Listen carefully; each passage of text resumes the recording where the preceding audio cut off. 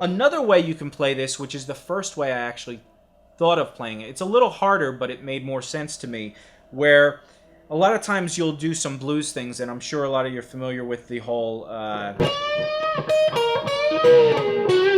where you actually grab the note, you bend up a string, and then you grab the note above it, and you bend that down. So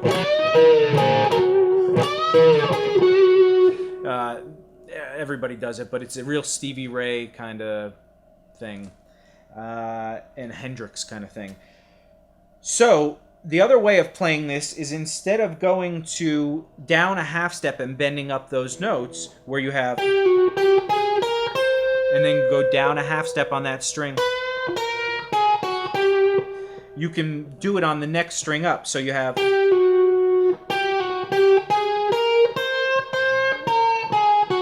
so now you do go down a half step on the B string for the first note. You have, but then you catch that other note on the 14th fret of the G string. So you have,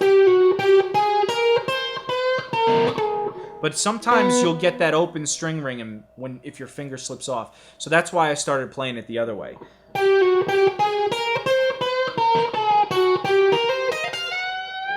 Or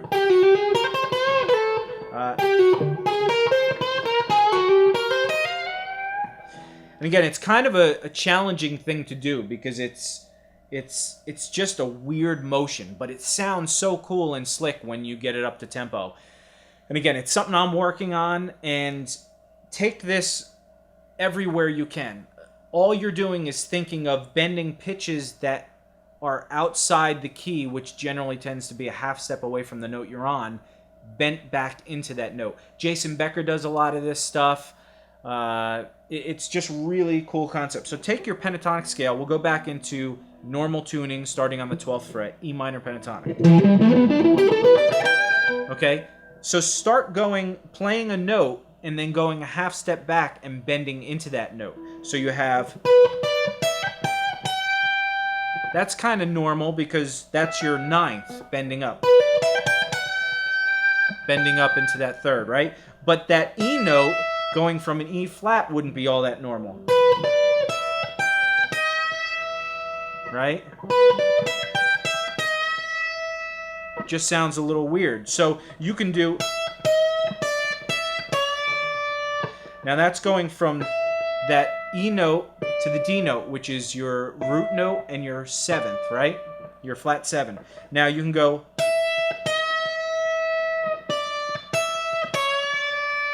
then you're playing that D note and going down a half step. So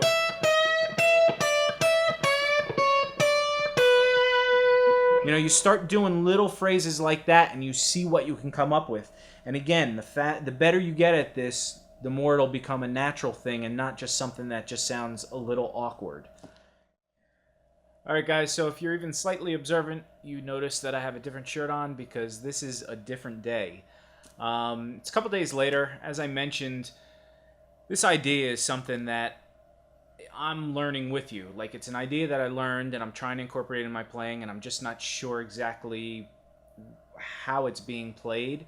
So I've come up with a couple more different variations on fingerings, that 2 more are a little more comfortable, and I think I might use those as opposed to the ones that I showed you. But I'm still going to be working with the ones that I showed you, because I think there's something, a cool lick style to be found within those things that I showed you at the beginning. Anyway, to quickly go over the new ways I figure out how to play this, I'm thinking of maybe doing this.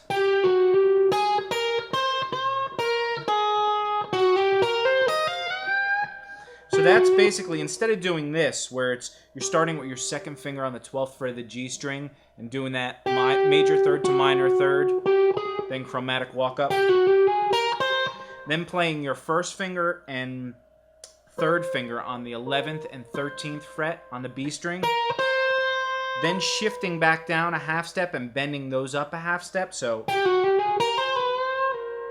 but instead of getting that slide, I was using my 2nd finger and 1st finger there. So first finger, third finger, then your third finger on the 12th fret, bend that up a half step. Then your first finger. So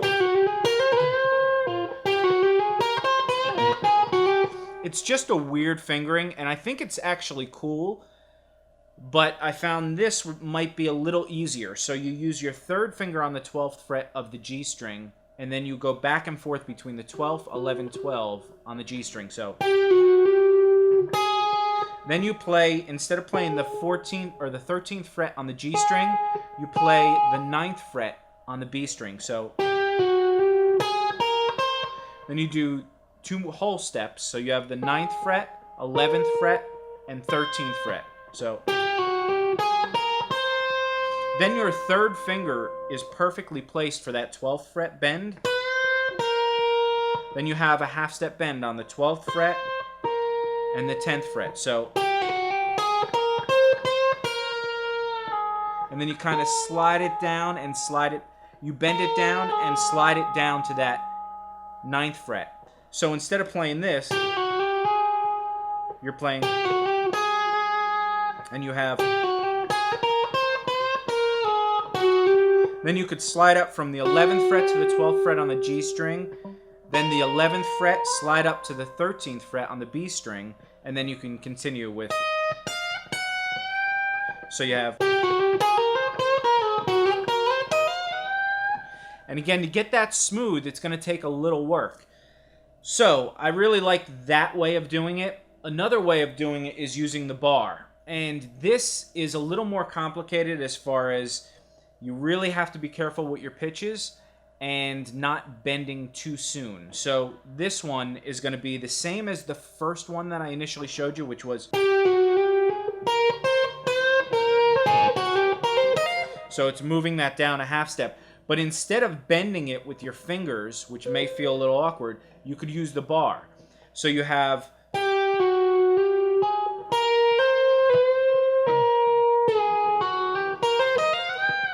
so, and then even on that bend of this note, you can start bringing it up when it's on the 13th fret. And then as you bend that bar up, and you're sliding to that 14th fret, and then you start bending that up, you start letting the bar down. So you get this weird up-down motion. So the beginning, though, would be, and once you get on that 12th fret, you bend the bar up a half step. Then when you pull down off to the 10th fret, the bar stays up. So,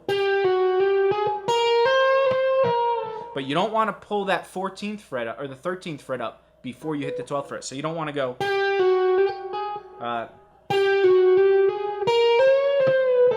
because then you'll start getting these weird notes. So it's kind of a hard thing, but once you get it,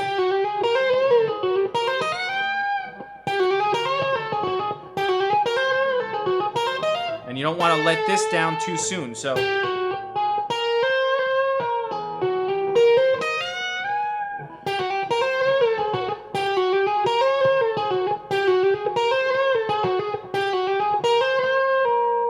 and you could test those notes. So as you bend it up and play those 2 notes, then go back to these 2 notes and see if you're bending right, because you don't want this. And then you bent sharp. So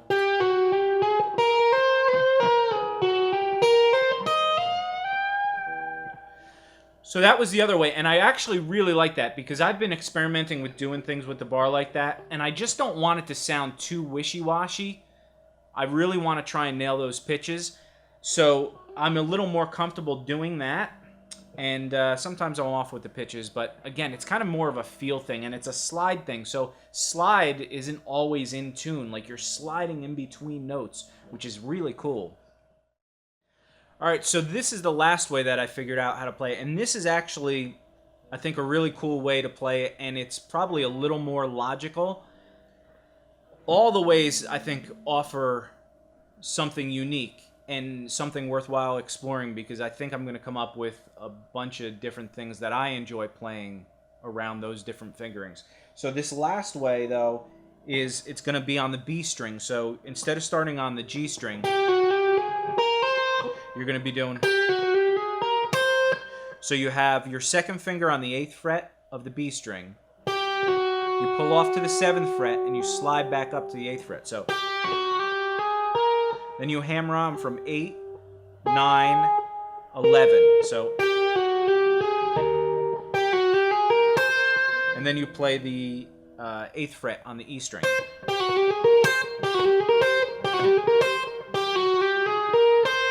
Then you go into that bend section where you're on the 12th fret with your pinky this time. You bend that up a half step. Then you have the 10th fret up a half step also. So, and then you bend that down and you pull off to the 9th fret. So that's... And then you slide down to the 8th fret, sorry. And then you can continue that same from the 11 to 12 on G string, 11, 13 on B string, and then just continue it up. So that is...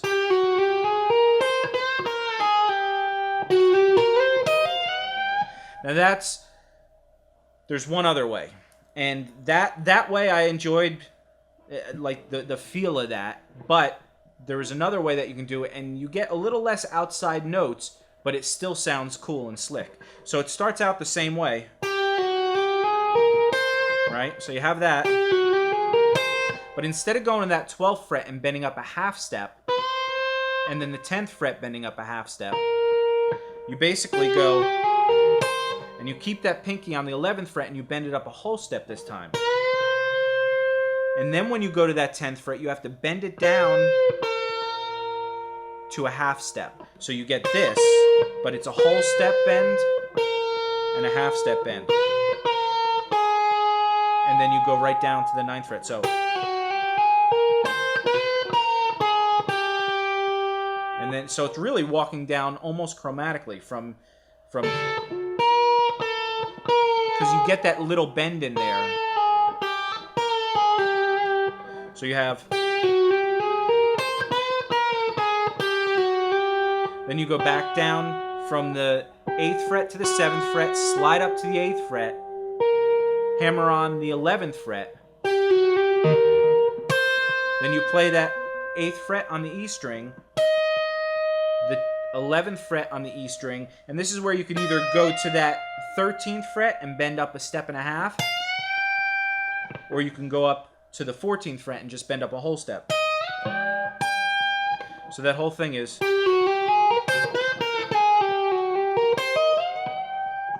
Now, I'm not smooth with any of those except for the bar. I'm a little smoother at that, but again, I think those are all great variations. There's, what, 6 or 7 of them there, and it's one of those things, you just figure out which ones work best for you, and maybe 2 or 3 of them work really well for you, but not doing that phrase. Maybe they work well, but you come up with your own phrases.